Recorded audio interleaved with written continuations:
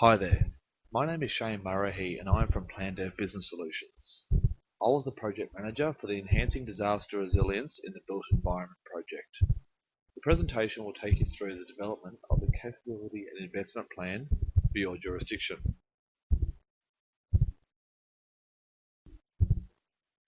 The purpose of the presentation is to discuss the background of the Enhancing Disaster Resilience in the Built Environment project and to outline the development of the Capability and Investment Plan. The vision, the current state, the gap analysis and roadmap are the key deliverables out of the Enhancing Disaster Resilience in the Built Environment project. A Capability and Investment Plan template has recently been endorsed, which allows jurisdictions to commence the process in the development of the plan. Background. While we are here, Australia is vulnerable to a range of different natural hazards. Cyclone Tracy in 1974 destroyed the Northern Territory city of Darwin. Beyond that time, there were significant changes to building code regulations across Australia to ensure that structures built in cyclone-prone areas were more resilient to cyclones. Fast forward 37 years to Cyclone Yasi, which affected the North Queensland area. An analysis conducted after the events of Cyclone Yasi showed that only 3% of those structures that were constructed and maintained in accordance with current Australian standards failed. This demonstrates that we've made some giant strides in this particular area.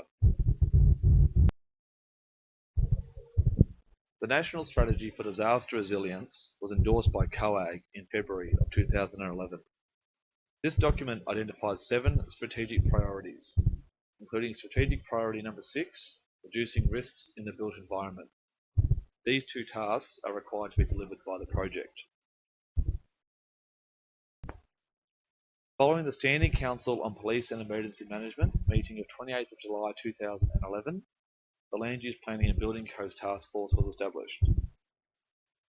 The objective of the overall project is to establish a common understanding of land use planning and building policies, regulations and codes across Australia, undertake a gap analysis on the current instruments, and prepare an issues paper that provides a roadmap for key improvements to be implemented. The project governance structure is detailed. The Land Use Planning and Building Codes Task Force sits at a jurisdictional subcommittee level. It reports to the National Emergency Management Committee, and then up to the Standing Council on Police and Emergency Management, and then up to COAG.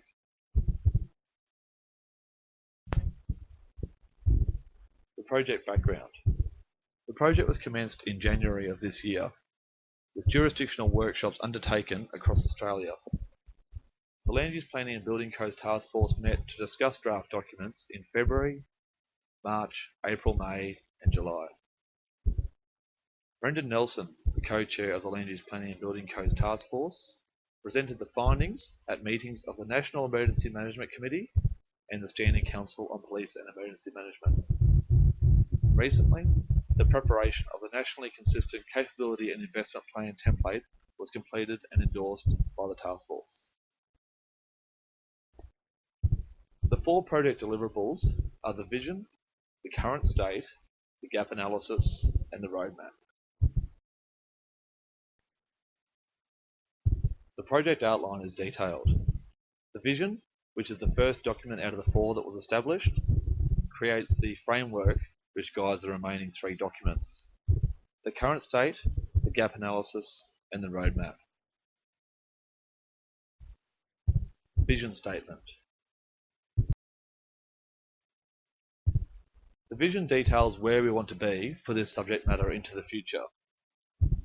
By 2025, I am contributing to a stronger, more resilient Australia by being informed and prepared for the natural hazards that may affect where I live, work, and play. There are 3 stakeholder postcards from the future which underpin the overarching vision. The community, businesses, and government are considered to be 3 of the key stakeholders in delivering the vision. An assessment model was introduced within the vision document. which allows for the assessment of the jurisdictional performance within the current state review and the gap analysis. 5 key themes were introduced, being education, legislation, governance, processes, and technology.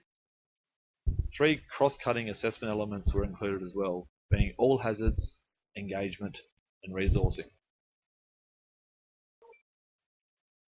The disaster resilience maturity model formed part of the vision statement.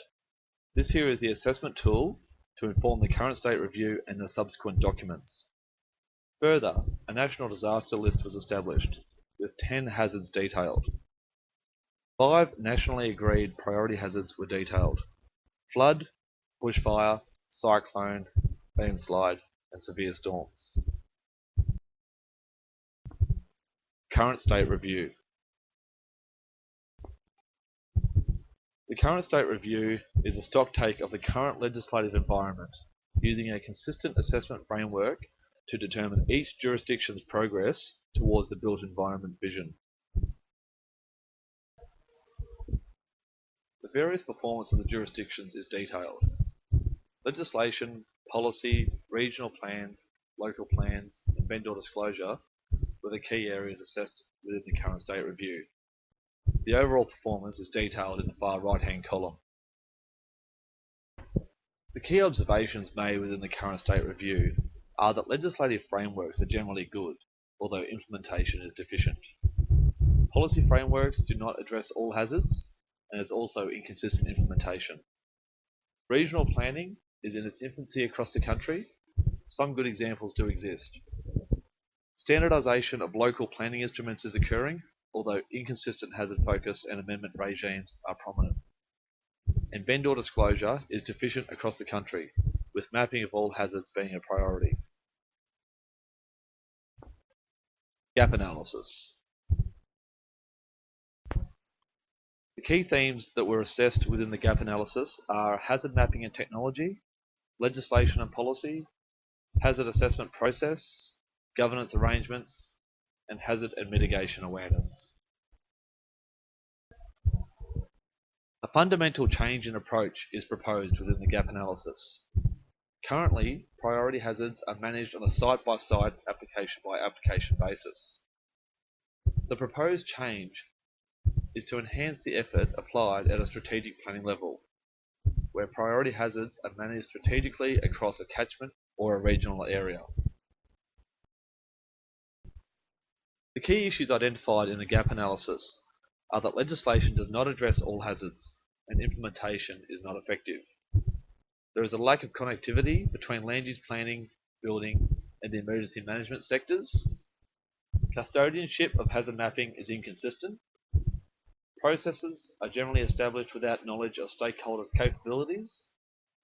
Hazard mapping is not comprehensive and is not sourced using accepted conventions or standards. And tertiary and peer professional bodies do not address the subject sufficiently. Roadmap. The roadmap introduced 7 roadmap activities for implementation by jurisdictions. The 4 immediate activities for implementation are integrated legislation, process enhancements, comprehensive data and mapping, and collaborative vendor disclosure. The 3 medium-term activities are governance partnerships, lifelong education and training, and interjurisdictional collaboration. Beyond the roadmap, each jurisdiction is to prepare a capability and investment plan, which is a blueprint to guide the implementation of the 7 roadmap activities. The plan includes the following components: updating the current state review and the gap analysis documents, which are used as the basis for analysing the performance of the jurisdiction in implementing the roadmap, and also measuring the jurisdiction's performance using nationally agreed assessment criteria. Current task. The following slides will detail the preparation of the capability and investment plan. The capability and investment plan is developed in accordance with a nationally agreed template and includes 3 key steps: stakeholder engagement, analysis, and performance measurement. Initially, the jurisdiction is to nominate the project manager for the development of the plan. The Focus of engagement will occur in this stage, and there will be further engagement as part of stage 3. 4 key groups are recommended to be engaged, including state government departments, local government associations, peak bodies, and jurisdictional, tertiary and research institutions.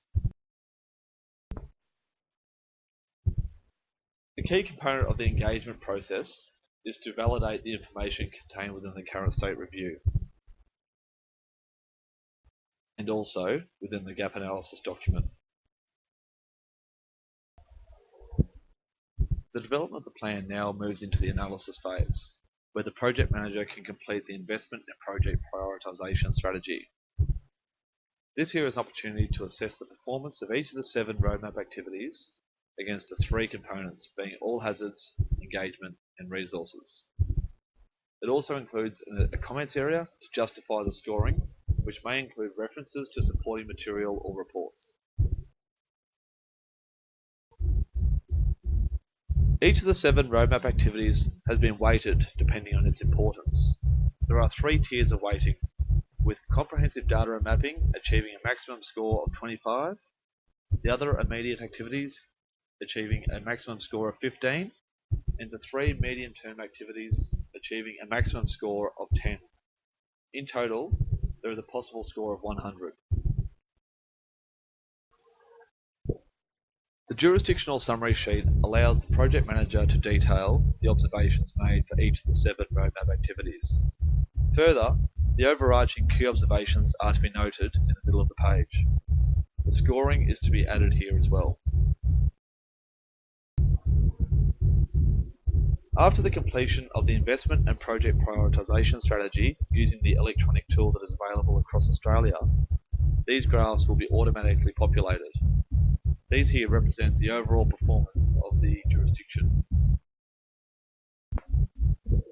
Part 2 of the implementation scorecard goes into detail about your own jurisdictional circumstances for mitigation spending and recovery and reconstruction spending.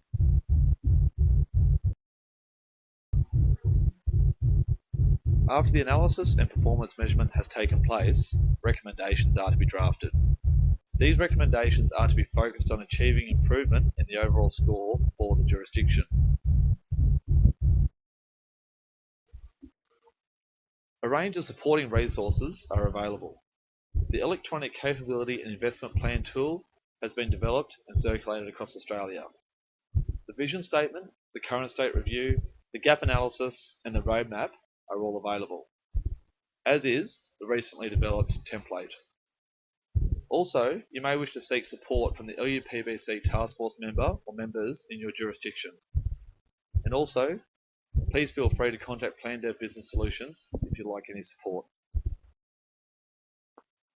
Future steps. Beyond the capability investment plan, we move into the implementation phase of the recommendations from the plan. This may include the preparation of budget submissions to fund projects, the combination of funding with stakeholders, and the collaboration with other jurisdictions to pool resources. Further, I recommend you critique the development of the original plan and adjust the governance arrangements if required. Further, you may wish to measure the implementation performance quarterly, biannually, or annually. Thank you very much for listening to the presentation, and I sincerely hope that it has been of some benefit. If you have any questions about the project, about this presentation, or require support in preparing the plan, please feel free to give me a call. Thank you.